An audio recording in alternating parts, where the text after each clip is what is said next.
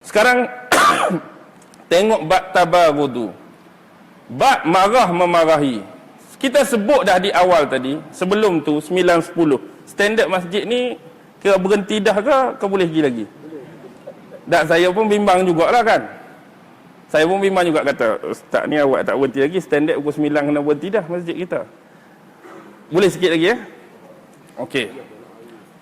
Bab marah memarah, sifat semula jadi, tapi marah ni ada tempat, marah ni ada cara, marah ni ada bentuk, bukan tak boleh marah. Yang jadi masalah dia ialah bagaimana nak mencipta kemarahan di kemudian hari.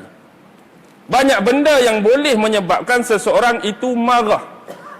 Seseorang itu marah, dan marah ni mesti jadi tahap melampau. Contoh contoh, ingat tak Sultan Muhammad Al-Fatih? Pernah kenal nama ni? Pembuka kota Konstantinopel, Sultan Muhammad Al-Fatih. Dulu waktu dia tak jadi lagi khalifah, bapak dia jadi khalifah.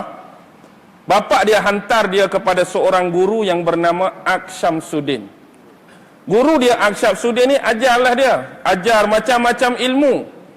Dan bapak dia pesan kepada guru dia, jangan anggap dia ni anak pemimpin, jangan anggap dia ni anak khalifah. Jadikan dia sebagai murid biasa macam murid-murid lain. Kalau dia salah, tegur. Kalau dia buat salah lagi, pukul. Jadi sepanjang pembelajaran, waktu dia belajar bagus, baguslah. Waktu dia nakal, waktu dia bermain, guru dia cubit, guru dia pukul, guru dia rotan. Dia pun fahamlah, standard lah, nakal kena pukul, nakal rotan. Sampai masa guru dia ni meninggal.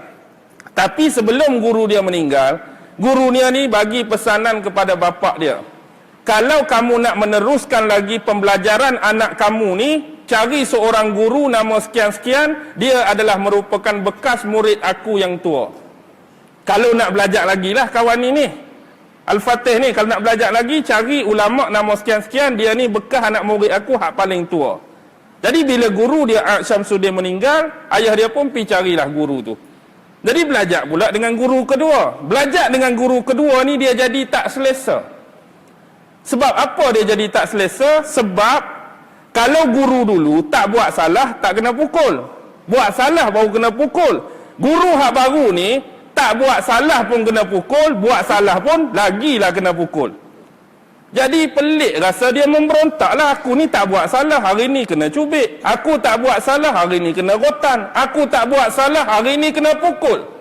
Jadi jiwa seorang remaja ni memberontak. Dia boleh menerima kalaulah dia tak buat salah, tak dipukul. Kalau salah, baru dipukul. Dia cuba tanya guru dia, pasal apa guru buat macam ni? Aku tak buat apa kesalahan pun, pasal apa rotan aku, pasal apa pukul aku? Aku tak akan jawab soalan kamu. Belajar saja. Jadi selama mana kita akan selesa dalam pembelajaran, kalau tak buat salah, kena hukum. Siapa yang boleh selesa kalau tak buat salah, kena rotan.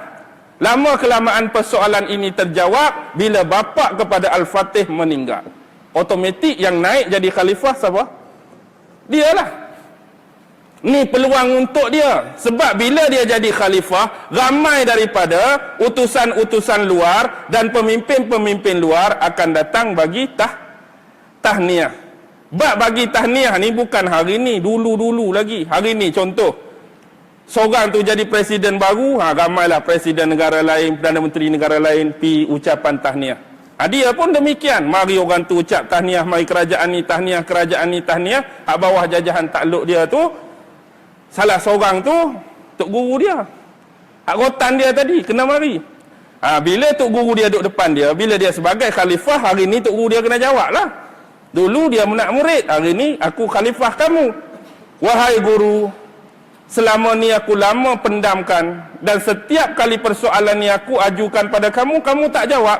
Jadi hari ni sebagai kamu menghormati aku sebagai seorang khalifah, ketua kamu, pemimpin kamu, tolong jawab dulu. Pasal apa aku tak buat salah pun kamu rotan aku. Wahai anakku, sesungguhnya inilah masa dan waktu yang aku tunggu-tunggu untuk menjawab persoalan kamu.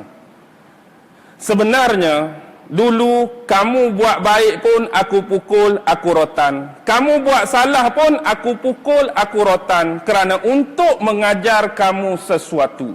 Sekarang aku nak tanya, bila aku pukul kamu sebab kamu tak buat salah, apa kamu rasa?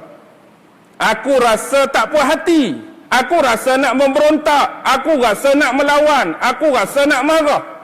Baik, itulah pelajaran untuk kamu bila kamu mula menjawat jawatan ini. Inilah masa yang aku tunggu-tunggu. Jangan sekali-kali lakukan benda yang sama pada rakyat-rakyat kamu.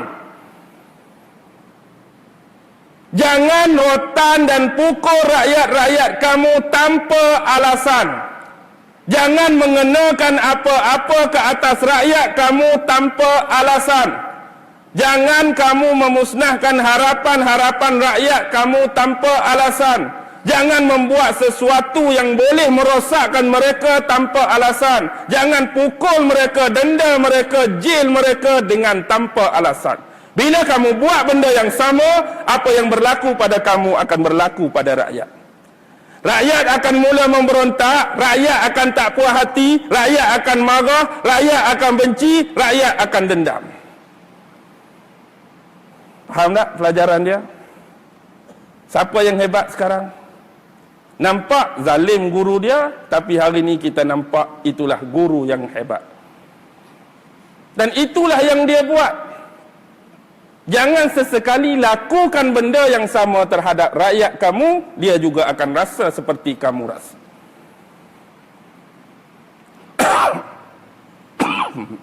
Minum sah.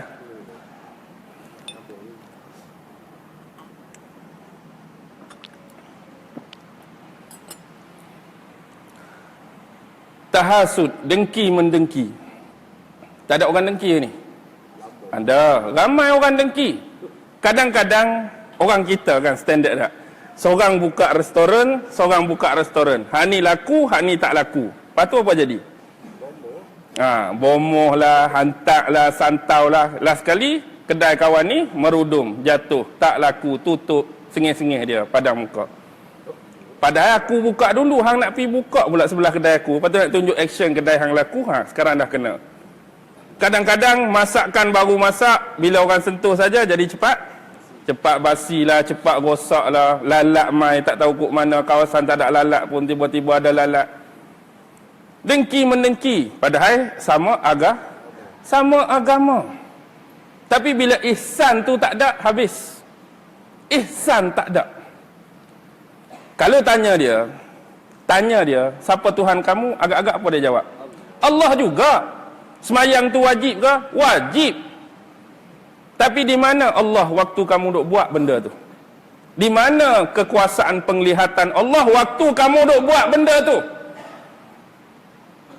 Kamu percaya pada Allah, kamu mempercayai juga sifat-sifat Allah. Waktu duk buat maksiat, waktu duk buat dosa, mana maha melihat Tuhan pada kamu? Mana maha melihat Tuhan pada kamu waktu duk buat maksiat dan dosa tu? Maksudnya keimanan kita hanya pada sebutan, tapi pada ihsan tak ada. Merasai itu tak ada.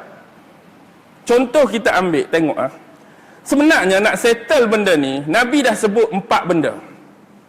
4 benda agenda.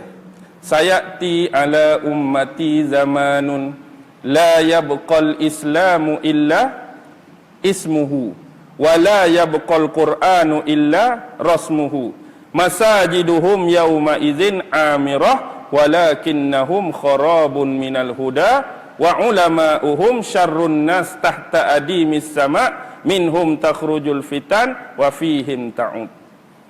Akan datang menimpa umat aku di suatu zaman, Islam itu cuma akan tinggal nama.